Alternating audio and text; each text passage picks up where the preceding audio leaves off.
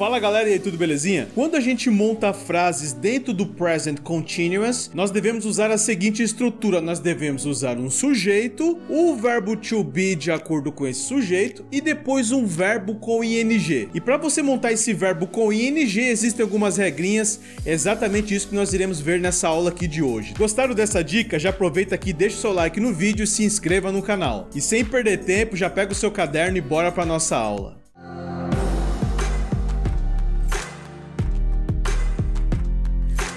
Criando verbos com ing. Esse é um dos pontos, pessoal, que eu vou pedir para vocês realmente anotarem com muito cuidado. Aliás, assistam toda a minha explicação aqui e depois vocês comecem a anotar, tá bom? Quando você vai colocar o ing no final do verbo, às vezes tem alguns detalhezinhos, alguns macetezinhos que nós temos que ver. Por exemplo, o verbo work fica working. Trabalhar, trabalhando. O read, que é o ler, fica reading. Beleza, sem problema. Só que, olha isso aqui que interessante, o verbo run.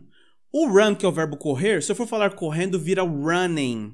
Talvez vocês já tenham até visto essa palavra com dois N's em alguma academia, alguma loja de calçado, né? Calçados esportivos. Por que isso ocorreu, pessoal? Prestem atenção nisso aqui, que isso aqui é muito interessante, ó.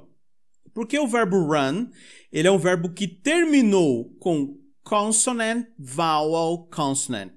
Com consoante, vogal, consoante. Consonant, vowel, consonant. CVC. É só lembrar lá da empresa de viagem, né? A CVC. Então, terminou com consoante, vogal, consoante. Quando isso ocorre, a gente dobra a última consoante, então ficando running com dois N's. Vamos ver mais um aqui, ó. O get, que é o verbo ficar, né? Tem vários significados para o get, mas vamos ficar com a tradução ficar. Também terminou com consoante, vogal, consoante. Se eu for falar ficando, getting, tá? Esses T's agora ficam cercados por vogais com a som de R, né? Getting. Então, se eu falar assim, está ficando escuro, it's getting dark. Está ficando calor, it's getting hot. E por aí vai. Depois vocês vão ver mais exemplos. Perceba esse verbo aqui, ó, began. Então, aliás, voltando aqui um pouquinho, quando o verbo só tem 3 letras, igual o verbo run e o get, é tranquilo, consoante, vogal, consoante. Quando o verbo tem mais do que 3 letras, igual aqui began, aí começa uma análise um pouco chata. Não sei por que ele disse isso. Porque aqui o began terminou com consoante, vogal, consoante, maravilha. Eu dobro a última letra da mesma forma. Ok, vamos ver mais um verbo. Stop. Também terminou com consoante, vogal, consoante. Se eu for falar parando, fica stopping. Porém, pessoal, percebam nesse verbo, ó, open. Open. Terminou com consoante, vogal, consoante, mas essa consoante, vogal, consoante, esse CVC, não é a sílaba tônica. Então, agora a gente tem que analisar também sílaba tônica. Que loucura, né? Pois é, percebam que a sílaba tônica está no O, ó. Open. Não é open, é open. É igual aqui, ó, stop. Perceba que está subindo. Began. O gan é a parte mais forte da pronúncia. Então, open, a gente não dobra a última letra, porque o CVC não é a sílaba tônica. Vamos ver mais um verbo nesse formato. O verbo visit. Perceba a pronúncia. Visit. Não é visit, é visit. Então começa lá em cima a pronúncia e cai, né? Visit. Por mais que termine com consoante, vogal, consoante, a gente não dobra a última letra. Nossa, Paulo, que regra difícil, chata. Eu também achei meio chatinha no começo. É por isso que eu sempre, quando eu via essas palavras com 2 letras ou uma letra só, eu gostava de anotar, porque é a forma mais natural, tá? Eu tô para te dizer, se você encontrar com um nativo da língua inglesa, um americano, um britânico, e você perguntar por que dobra a letra, em alguns casos, e outros casos não dobram, pode ser que ele nem saiba da regra. Mas se você perguntar, você tem certeza que stopping é com 2 P's e o opening é apenas com um N, eles vão ter certeza que sim, de tanto que eles viram ao longo do tempo. E quando você explicar isso aqui, eles vão falar, ah, é verdade, é isso mesmo. Então, claramente, nós temos aqui 2 regras. Regra geral, simplesmente colocar o ing. É isso mesmo. Mais de 90% dos casos você só coloca o ing. Essa é a notícia boa. Mas tem alguns casos que a gente tem que fazer o double no consonant, vowel, consonant no CVC, mas somente quando nós temos um stressed syllable. Um stressed syllable, uma sílaba tônica, tá? Que tem essa subida no final para você realmente fazer a dobra. Nossa, Paulo, é meio complicado. Pois é só você dando uma olhadinha que isso vai ficar cada vez mais natural. E depois que você dobra a letra, daí sim você acrescenta o ing, tá? Aqui do outro lado tem um caso muito interessante, que é o caso do verbo travel. O travel também terminou com consoante, vogal, consoante. Então, pela lógica, deveria ser traveling com apenas um L. Isso está certo? Está certo. Só que aqui tem um detalhe a mais, é por isso que a gente considera o verbo travel uma exceção. Por quê? Porque os britânicos, eles escrevem o verbo travel com 2 L's.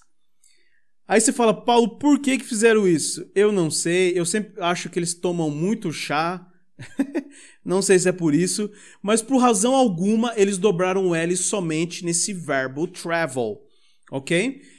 Os americanos seguiram a regra geral. Ah, travel, não é travel. Se fosse travel, aí sim, mas a pronúncia é travel. Então, os americanos seguiram a regra geral, o britânico resolveu dobrar o L aqui, a gente não sabe direito o porquê. Agora, uma parte mais tranquila, verbo terminado com E, dance, por exemplo, fica dancing. Você tira o E e coloca o ing, a mesma coisa com take, que é o verbo pegar, tomar, né? Então, se você for falar, eu estou tomando banho, I'm taking a shower. Tirou o E e coloca o ing. Só que nesse caso de verbos terminados com E, nós temos aqui duas situações interessantes, que são aí também exceções, que é o verbo to be e o verbo see. Esses dois verbos, pessoal, quando você acrescenta o ing, aqui você não tira o E, somente para o verbo to be e o verbo to see. Até porque ficaria meio estranho, né? O be ficaria being e o see viraria sing. Poderia confundir com o verbo cantar, por exemplo. Ficaria muito estranho.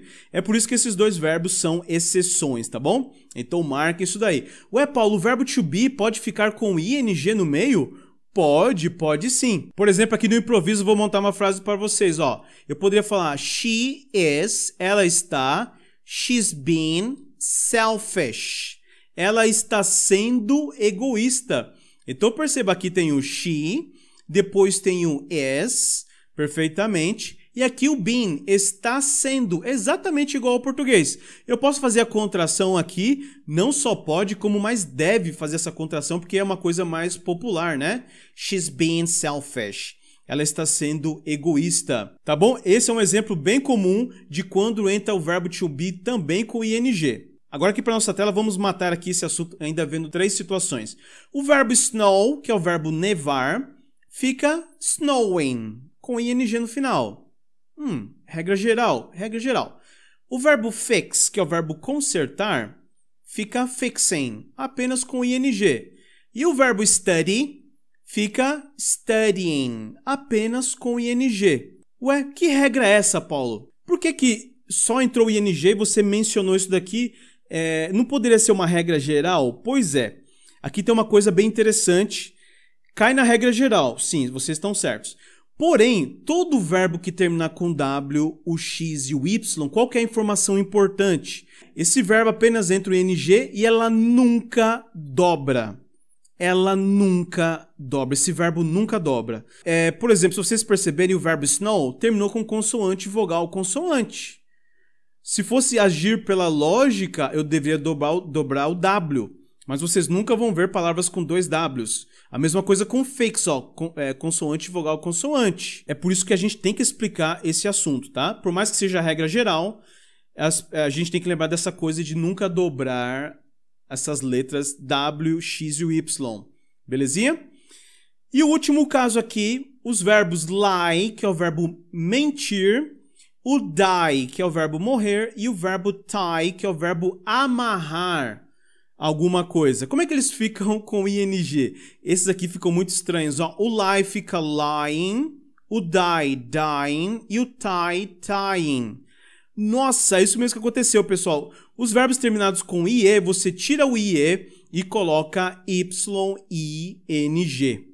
Que loucura, né? Mas a notícia boa, pelo que eu me lembre nesse exato momento, só existem esses 3 verbos no inglês com final IE. Eu confesso que não lembro de outros verbos, tá? Mas se tiver, se você quiser colocar ele dentro do present continuous, você vai ter que fazer todo esse esquema aqui, todo esse macete, tá bom? É isso aí, galera. Gostaram desse conteúdo? Essa é a nossa forma de estudar inglês dentro da English Fish. Se você quiser um conteúdo completo, realmente indo do 0 até o nível avançado, você precisa conhecer o nosso treinamento. Dentro da English Fish você vai ter tópico de gramática, vai ter exercícios, teremos diálogos para vocês treinarem a pronúncia e, por último, fechar sempre com uma aula de vocabulário. Quando você trabalha bem esses pontos aí de forma contínua, você começa a se aproximar cada vez mais rápido da sua fluência. E para você conhecer de perto a nossa área de membros, tem um link logo aqui abaixo, que é um presente que nós estamos te dando aí de 7 dias de acesso grátis à nossa plataforma. Assim você vai saber exatamente sobre o que eu estou falando. E mais uma vez vou pedir para você já deixar o seu like e se inscrever no canal. E deixe também logo aqui abaixo seus comentários,